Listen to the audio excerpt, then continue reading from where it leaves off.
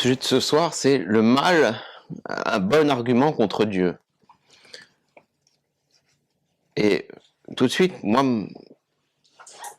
j'ai envie de vous dire, ces deux paragraphes qui me reviennent en mémoire, qui sont, je vous les cite,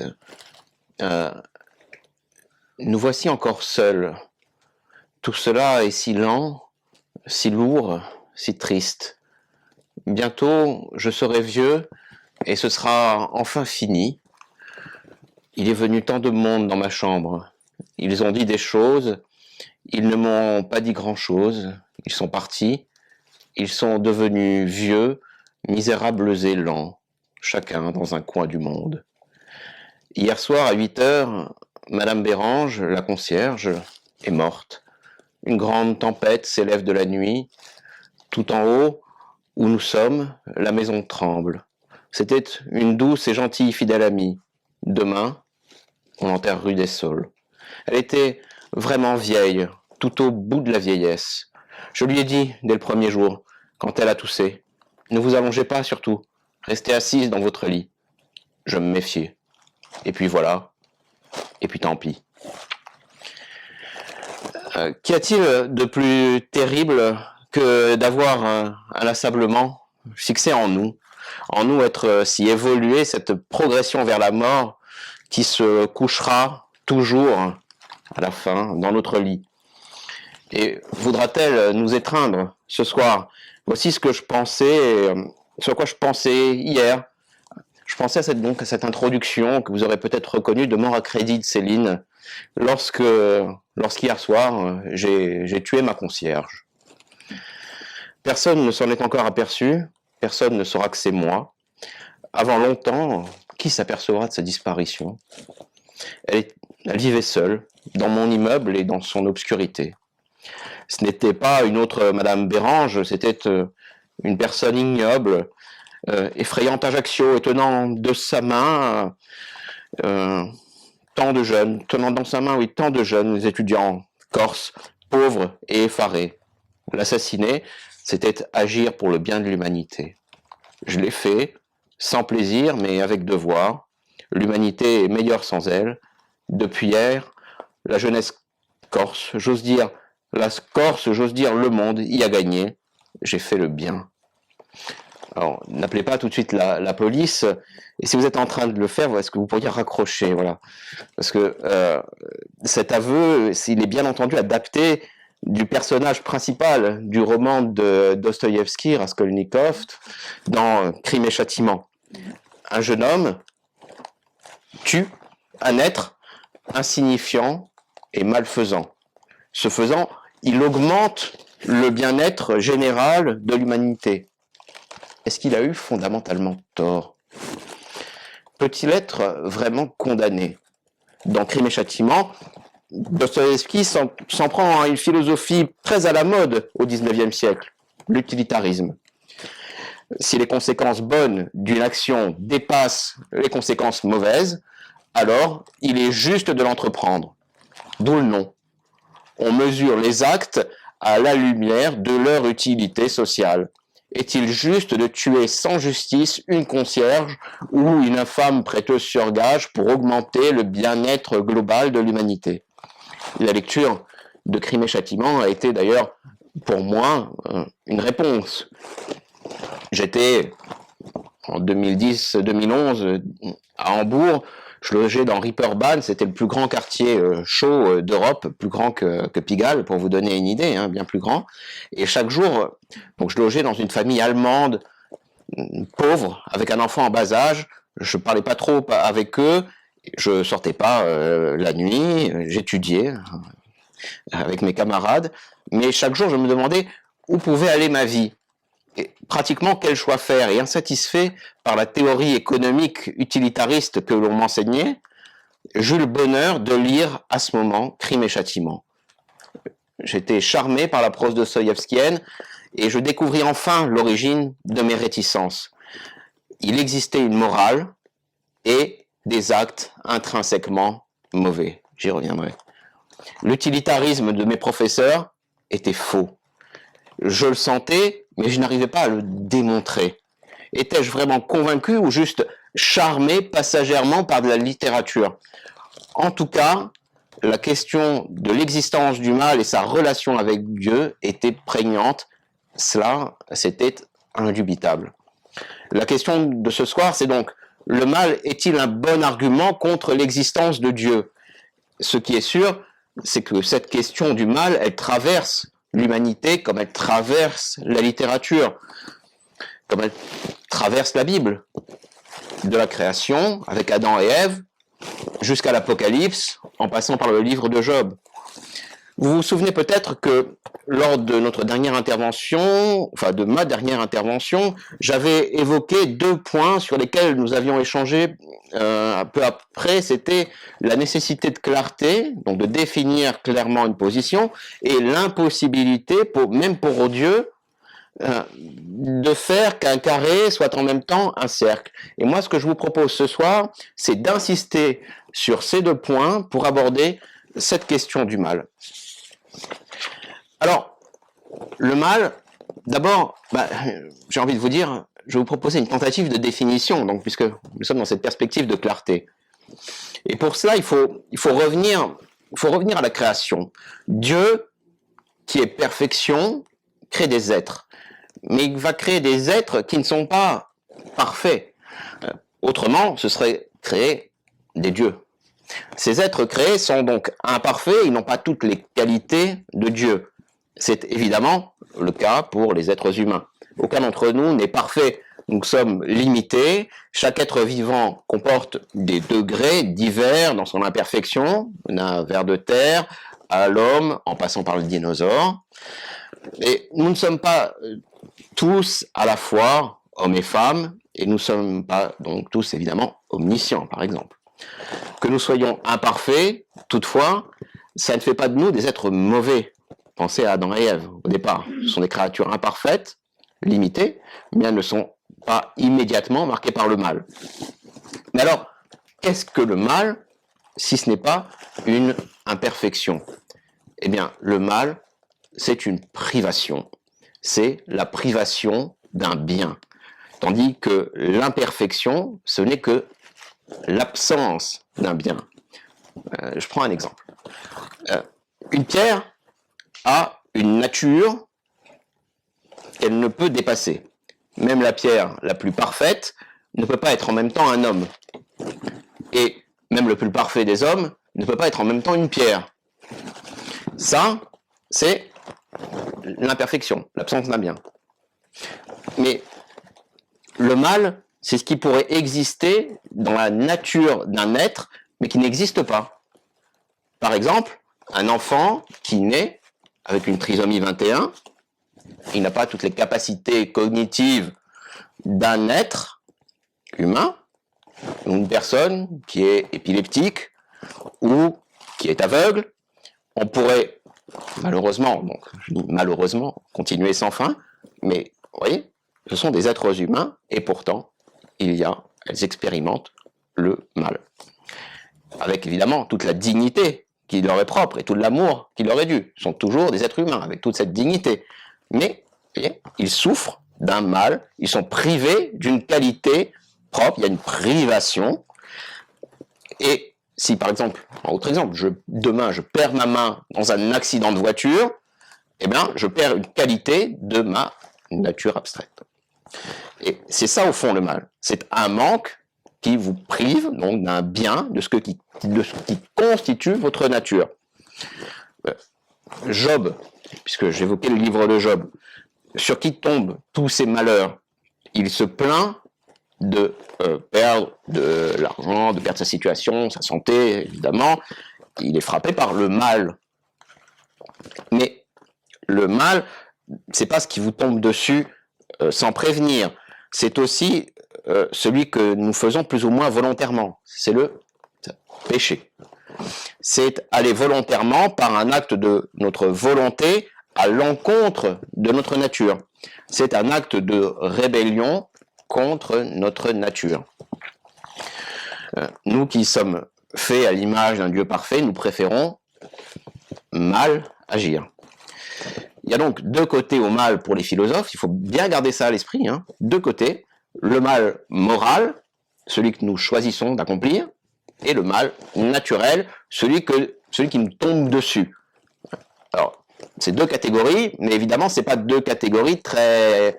elles peuvent se rejoindre. Dans la vie de tous les jours, les frontières, elles sont pas aussi étanches. Évidemment, si vous, quelqu'un qui fume comme un pompier, donc qui met sa vie en danger, ça contribue à déclencher un cancer du poumon, vous voyez bien que ces deux catégories, elles ne sont pas étanches. On est bien d'accord. Alors, ce que je vous dis, ça peut vous apparaître insatisfaisant. Parce qu'en quelque sorte, je vous définis le mal, quelque chose qui nous semble extrêmement prégnant, auquel nous sommes confrontés tous les jours en vous le définissant de façon négative. Le mal comme privation d'un bien. Il y a même une certaine définition, donc, une définition qui nous échappe. C'est une définition non définitive. C'est un creux, en fait, dont on n'a jamais fini de faire le tour. C'est un puits dont on a du mal à voir le fond. En ce sens, le mal, ça reste un mystère, c'est-à-dire une réalité dont on n'a jamais fini d'épuiser le sens. D'où sa présence dans l'histoire de tous les arts, évidemment, c'est un grand sujet, et cela montre aussi sa centralité dans la théologie. C'est pour ça qu'on a ce mot de mystère. Comme le dit le catéchisme de l'Église catholique, il n'y a pas, et là je le cite, il n'y a pas un trait du message chrétien qui ne soit, pour une part, une réponse à la question du mal. Devant ce défi, et pour notre entendement, comment en fait définir un creux si ce n'est en parlant de ce qui l'entoure. On pourrait se dire, mais finalement, est-ce que ce mal, ça fournit pas un bon argument contre l'existence de Dieu? Parce que, avant le mystère du mal, il y a le problème du mal. Ce problème du mal, je crois qu'il faut l'aborder d'abord en parlant du problème logique du mal. Alors, qu'est-ce que c'est que le problème logique du mal? C'est d'abord une accusation de contradiction issue d'une constatation. Le mal est présent et pourtant Dieu est toujours bon et omnipotent. Alors, le premier argument de ceux qui admettent l'existence du mal, c'est donc de dire, si Dieu existe, pourquoi le mal? N'est-il pas dans le pouvoir d'un Dieu tout-puissant de mettre fin au mal? C'est une question qu'on voit surgir dans l'Antiquité, par exemple chez Épicure, et on appelle ça maintenant le problème logique du mal, contradiction interne. De façon un peu plus rigoureuse, ça serait, on pourrait dire, prémisse 1. Si Dieu existe, alors il est tout-puissant et toujours bienveillant. Prémisse 2, si Dieu est tout-puissant et toujours bienveillant, alors il ne peut pas créer un monde dans lequel le mal n'existera jamais. Prémisse 3, or, le mal existe. Conclusion inévitable, donc Dieu n'existe pas. C'est évidemment un argument qu'on entend extrêmement fréquemment. Comme vous entendez dans la rue, c'est le premier argument qui vient peut-être à l'esprit des gens. Il existerait donc, selon eux, une contradiction entre l'existence de Dieu et l'existence du mal. Or, le Dieu des chrétiens, c'est un Dieu, comme je le disais la dernière fois, un Dieu logos. Logos, raison, logique, il est créateur d'un monde ordonné, qui ne permet pas la contradiction interne, qui ne permet pas qu'un carré soit en même temps un cercle, que 2 plus 2 soit égal à 5. Et c'est cette propriété, ce Dieu Logos, qui va nous permettre de comprendre pourquoi la prémisse 2, donc quand on dit « alors il ne peut pas créer un monde dans lequel le mal n'existera jamais », pourquoi cette prémisse 2 est férin, ou elle fait défaut. Dès l'instant où Dieu crée, il ne peut pas créer un monde véritable dans le monde dans lequel le mal n'existera pas. Ce serait comme créer un cercle carré ou un célibataire marié. C'est par définition impossible, c'est une contradiction interne. Et il y a ce qu'on appelle la défense par le libre arbitre.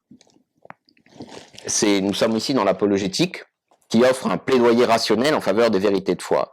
Dieu a créé dans un acte d'amour des êtres doués d'intelligence et il les a dotés d'un libre arbitre, ce qui explique que certains puissent mal agir.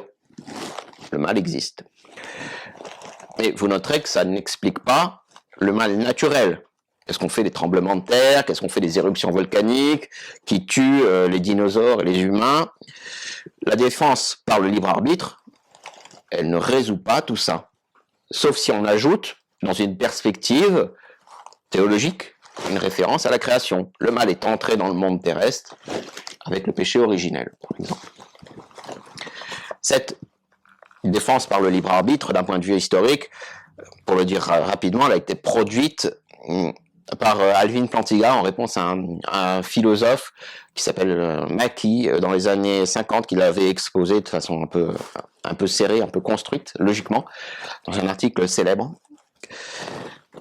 Et toutefois, ça ne résout pas toutes les questions, car on pourrait inscrire le mal et la souffrance dans une théodicée, c'est-à-dire que on pourrait dire il faut passer par un certain niveau de mal pour aller à la vie éternelle. Il faut passer par des épreuves.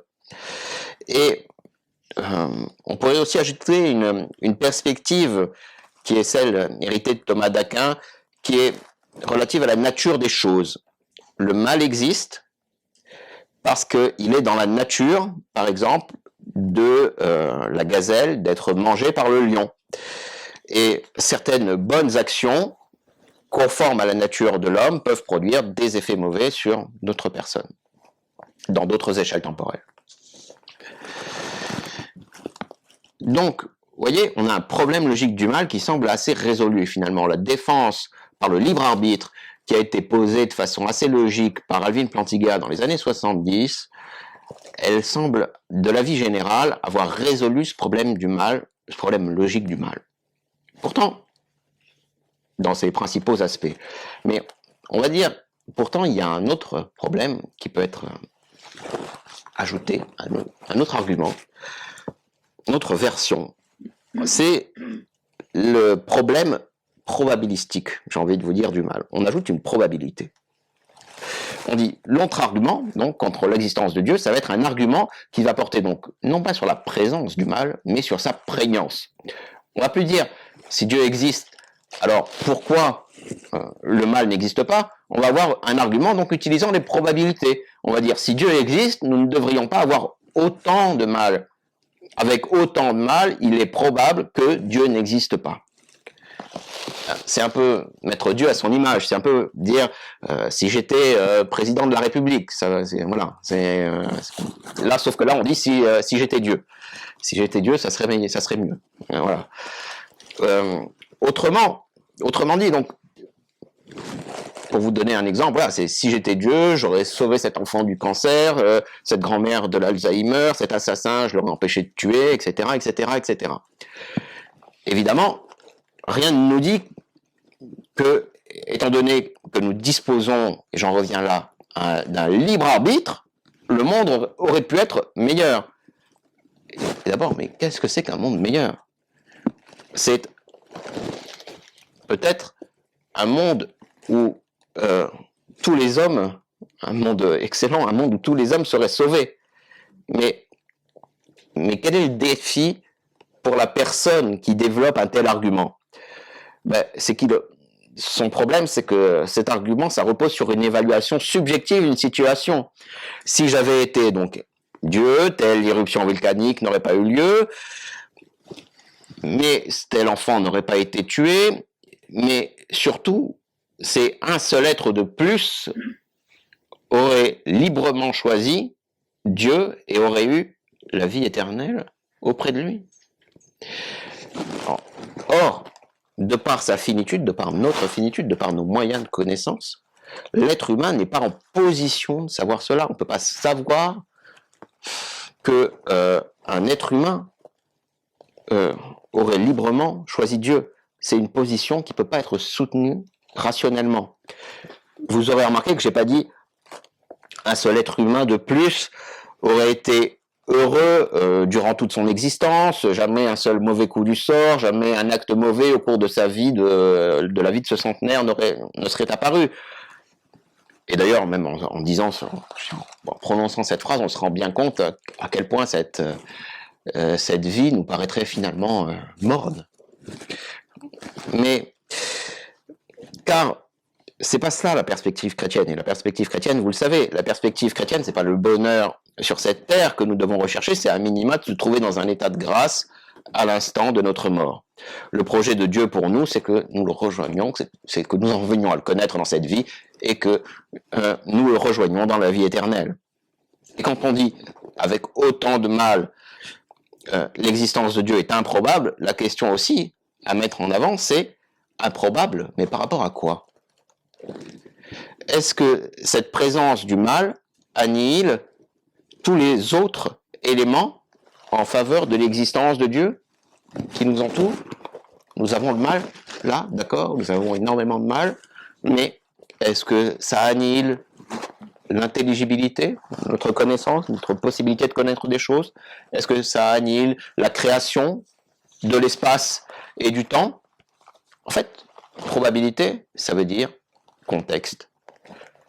Et le mal, si terrible soit-il pour nos sens, si terrible soit-il qu'il puisse influer sur notre sensibilité, sur nos émotions, et nous amener même à douter de notre foi, voire à renier Dieu, toute cette tempête du mal qui se déverse doit être contextualisée dans un monde créé et un monde qui fait sens. Et si quelqu'un vous dit mais non, le monde ne fait pas sens. Imaginez ça un moment. Vous avez quelqu'un qui, arrivé au bout, vous dit ah ben non, ben finalement, le monde, il ne fait pas sens. Ben, il est absurde. Ben, s'il est absurde, alors Dieu n'est pas logos, mais si ce monde est absurde, qu'arrive-t-il à l'argument du mal? L'argument du mal, il perd toute force. L'argument du mal, il est plus lié par la contrainte de la contradiction interne. Et le problème du mal, il est résolu. Donc, l'argument du mal, j'ai envie de vous dire, il tient par la supposition partagée de la contradiction interne parmi les opposants. Vous voyez? C'est tacite, mais tout de suite, si quelqu'un vous dit non, finalement, ça n'a pas de sens, ah bah oui, vous pouvez lui dire, l'argument du mal, dans ce cas-là, ça tient plus. Alors, jusque-là, vous vous dites, mais que j'ai plutôt fait de l'apologétique un peu pur jus, j'ai joué en défensive, mais donc je vais vous présenter un peu rapidement l'argument des valeurs morales objectives, c'est-à-dire que j'ai passé à l'offensive avec cet argument. Cet argument, je vous le présente ici comme un argument déductif avec deux prémices et une conclusion qui, si vous êtes d'accord avec les deux prémices, donc, ce qui s'ensuit automatiquement, que vous le vouliez ou non, eh bien, c'est la conclusion. C'est un peu sous la forme, et même c'est totalement sous la forme. Socrate est un homme, tous les hommes sont mortels, donc, conclusion, Socrate est mortel. C'est-à-dire que si vous êtes d'accord avec les deux prémices, hein, Socrate est un homme, tous les hommes sont mortels, la conclusion, elle est inévitable. Hein, Socrate est mortel. Donc, prémisse 1 de cet argument, si Dieu n'existe pas, les valeurs morales objectives n'existent pas. Prémisse 2, or, les valeurs morales objectives existent. Conclusion, donc Dieu existe.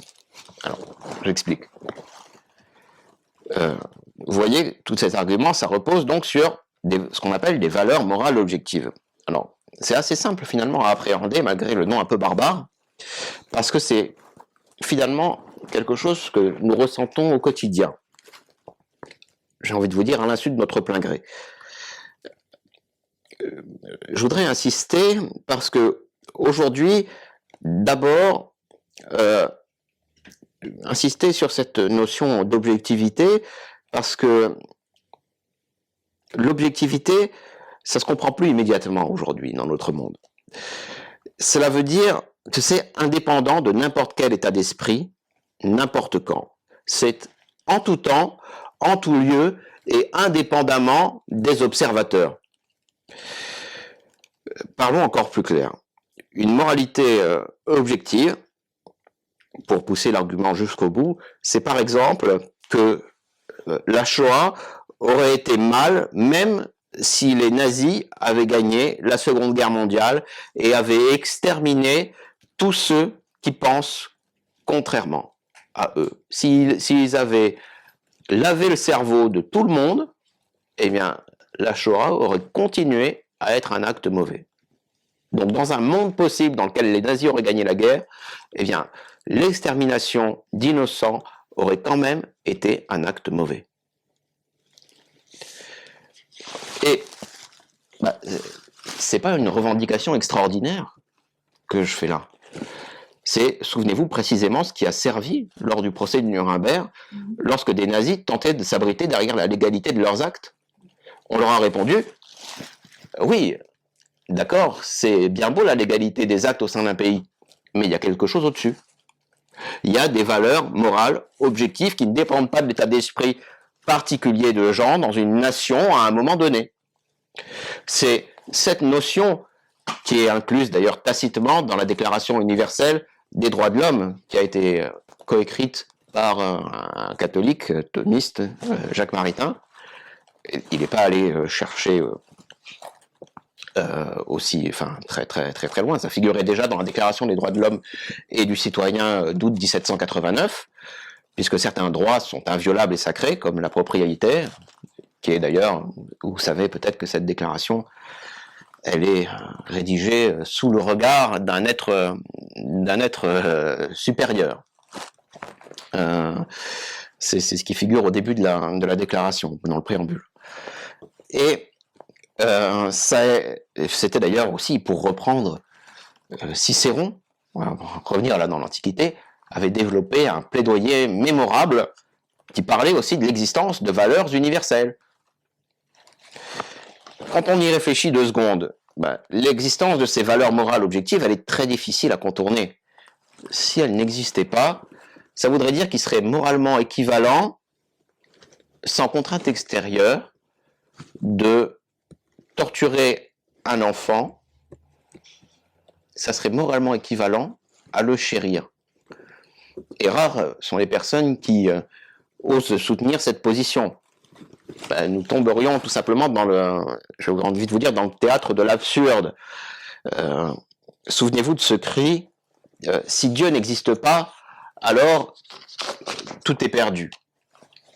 Ah oui, c'est ça. C'est-à-dire que si Dieu n'existe pas, notre vie n'aurait pas de sens ultime. À quoi ça sert de bien agir si, ultimement, rien n'a aucun sens? Que vous ne vous souviendriez de rien, car finalement, vous n'existeriez plus. Il n'y aurait plus rien, même plus des souvenirs, plus de regrets, rien. Un monde sans rien, à la fin. Il existe donc des valeurs morales objectives, et d'où viennent-elles? Elles sont quelque chose, et elles n'ont pas été créées par rien, à partir de rien. Si elles sont objectives, cela signifie qu'elles ne sont pas donc contingentes. Ça veut dire que leur existence, elle est en quelque sorte obligatoire. Que leur existence, si vous voulez, voilà, c'est ce qu'on entend par contingent, c'est-à-dire que vous avez le nécessaire et le contingent. Là, vous avez des valeurs qui ont existé de tout temps, en tout lieu et indépendamment des observateurs. Ça ne veut pas dire qu'on ne peut pas les découvrir progressivement, comprenez-moi bien. L'argument que je fais, c'est pas un argument sur le fait qu'on n'a pas découvert ces valeurs morales objectives progressivement. Mais ça veut dire qu'elles étaient là, même si on ne le savait pas. C'est comme l'Amérique. On les découvre, on les invente pas. Alors, d'expérience, cet argument des valeurs morales objectives, il est très puissant pour les gens, dans la mesure où rares sont les personnes qui peuvent soutenir sérieusement que ces valeurs morales objectives n'existent pas. C'est un argument qui fait appel à vos croyances personnelles profondes. Croyez-vous personnellement qu'il pourrait exister un monde dans lequel torturer un enfant pourrait ne pas être mauvais? Et rares sont les personnes qui osent soutenir qu'aucun acte n'est intrinsèquement mauvais. Intrinsèquement mauvais, il faut retenir cette expression. Intrinsèquement mauvais, ça veut dire donc mauvais, j'y reviens toujours, en tout temps, en tout lieu et indépendamment des observateurs. Pourquoi j'y reviens toujours? Parce que c'est un terme, si vous parcourez le catéchisme de l'Église catholique, que vous allez souvent retrouver. Et il est indispensable pour, j'avais envie de vous dire, pour comprendre le catholicisme, il est indispensable de bien comprendre ce qu'est un acte intrinsèquement mauvais. Vous le retrouvez dans le catéchisme de l'Église catholique et vous le retrouvez aussi dans l'encyclique Veritatis Splendor de Jean-Paul II. Encyclique, là encore, très importante. Benoît XVI dira que c'est l'encyclique la plus importante du XXe siècle. Je vous y renvoie. C'est important de la lire, vous la trouvez, et de bien comprendre qu'il existe donc des actes intrinsèquement mauvais, que tout n'est pas subjectivité.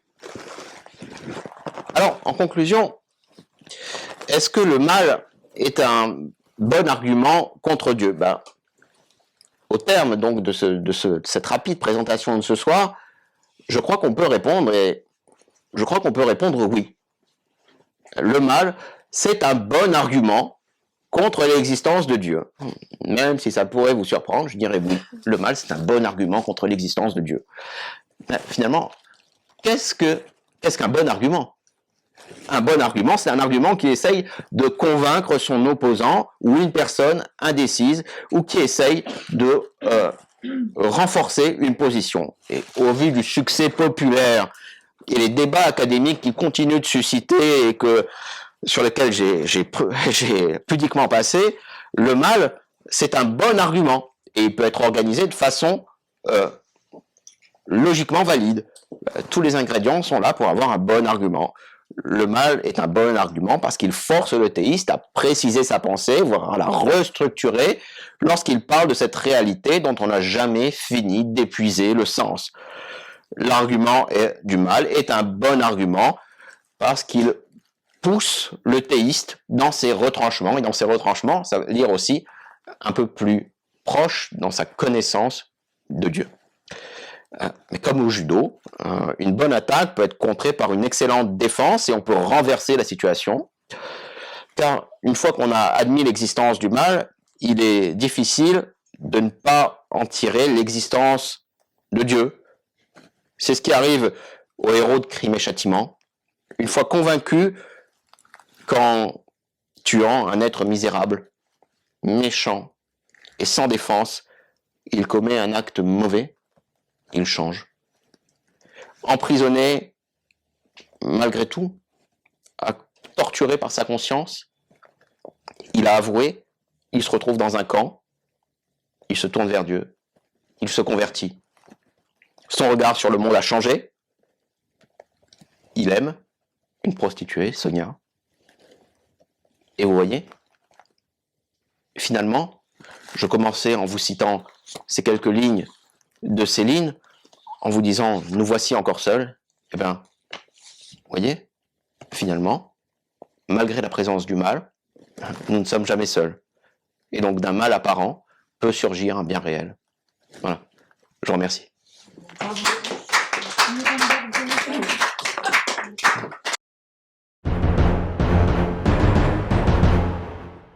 Exactement, je ne l'ai pas mentionné ici, voilà. Et en fait, quand je parle des valeurs morales objectives et de la conscience que l'on a de ce qui est en nous, en fait, ben c'est tout simplement ça. C'est-à-dire qu'on a conscience en nous qu'il existe une loi. Et c'est ça. C'est-à-dire qu'on ne peut pas commettre certains actes, que certains actes sont intrinsèquement mauvais. Pourquoi? Parce que en nous, nous sommes forgés à l'image de ce Créateur, et que donc nous ne pouvons pas commettre certains actes. Et ça, c'est évidemment, ça a un autre nom qu'on appelle une loi naturelle. Pourquoi? Parce que c'est la nature de l'homme.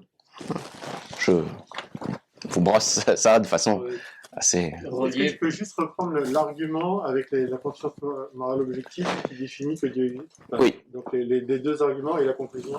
Alors, la première prémisse, c'est de dire si Dieu n'existe pas, alors les valeurs morales objectives n'existent pas. Première prémisse. Et celle-là, déjà, il faut la... Voilà. on peut la dire rapidement, mais il faut la dire si, ouais. Si Dieu n'existe pas... les valeurs morales, c'est tout simplement... Alors, vous l'analysez logiquement. Et ça, alors je vous donne cet argument des valeurs morales objectives. Pourquoi? Parce que il a été, et quand je vous disais qu'il a été d'une grande efficacité au cours des siècles et qui continue à l'être, un grand philosophe contemporain, William Lane Craig, auquel je me réfère assez souvent, l'utilise fréquemment sur tous les campus américains, et il peut prouver son succès parce qu'il a engendré énormément de conversions. Une fois que vous le comprenez, cet argument-là, il est extrêmement fort. En fait, ouais, il faut le comprendre. Donc j'y reviens. Donc si Dieu n'existe pas, les valeurs morales objectives n'existent pas. Mais ces valeurs morales objectives existent. Ça veut dire que du moment que les valeurs morales objectives existent, l'existence de Dieu est obligatoire. Pourquoi? Parce que c'est l'objectivité qui est importante. C'est l'objectivité qui est importante à saisir. Parce que objectif, ça veut pas dire... c'est pour ça que je disais qu'on a du mal actuellement, et c'est pardon un jeu de mots, mais on a du mal à comprendre dans notre monde actuel ce que c'est que l'objectivité. L'objectivité, c'est quelque chose qui est indépendant d'un état d'esprit. Immoral. Non, c'est pas immoral. L'objectivité, c'est par rapport au monde qui pourrait exister, et donc ça veut dire que dans tous les mondes qui pourraient exister, eh bien, on aurait la même chose. C'est-à-dire que dans tous les mondes qu'on pourrait créer, il y aurait toujours ce point-là. C'est un point fixe qui ne dépend pas du ressenti de chacun. Comprenez-moi bien, notre monde actuellement, il est façonné par quelque chose qui a ressurgi de façon assez saillante en France, et alors je vais me perdre encore des ennemis en grossissant avec Occam, et ça s'appelle le nominalisme. Et ça, c'est extrêmement prégnant dans notre société contemporaine. Ça s'appelle le nominalisme. Et le nominalisme, ça a engendré du subjectivisme. C'est-à-dire qu'actuellement, vous voyez tout par la lunette du subjectivisme.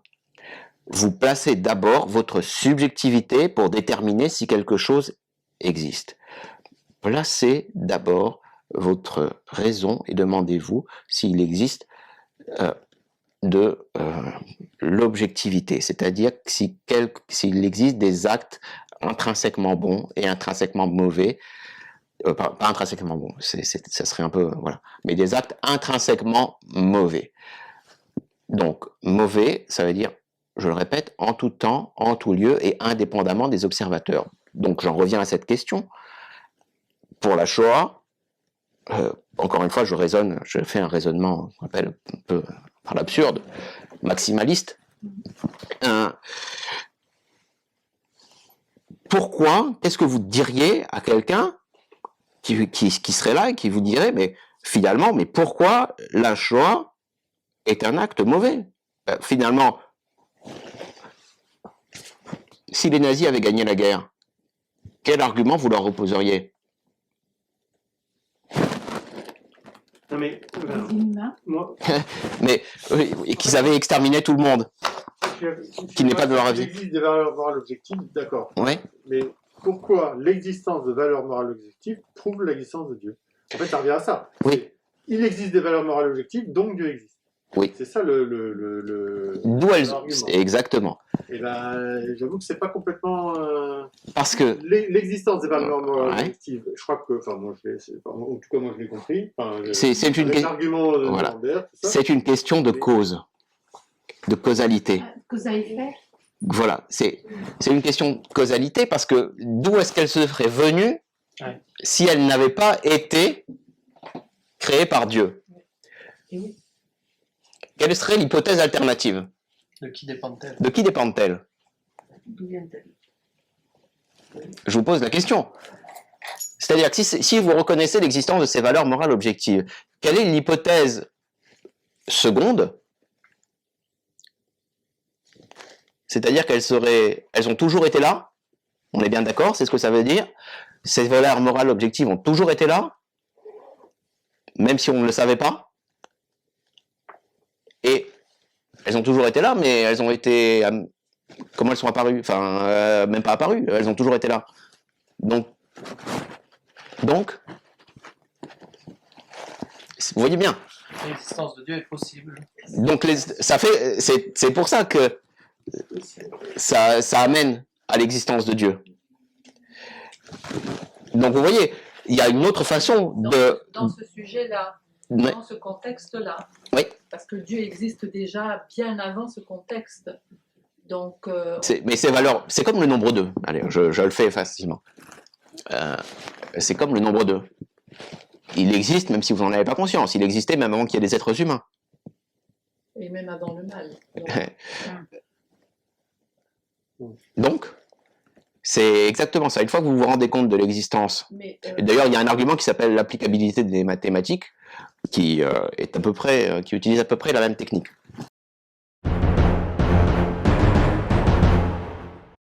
Regardez ce qui arrive à Job. Regardez le livre de Job et finalement référez-vous un peu à cette histoire, donc le livre de Job, l'Ancien Testament, hein, vous le savez. Et finalement, vous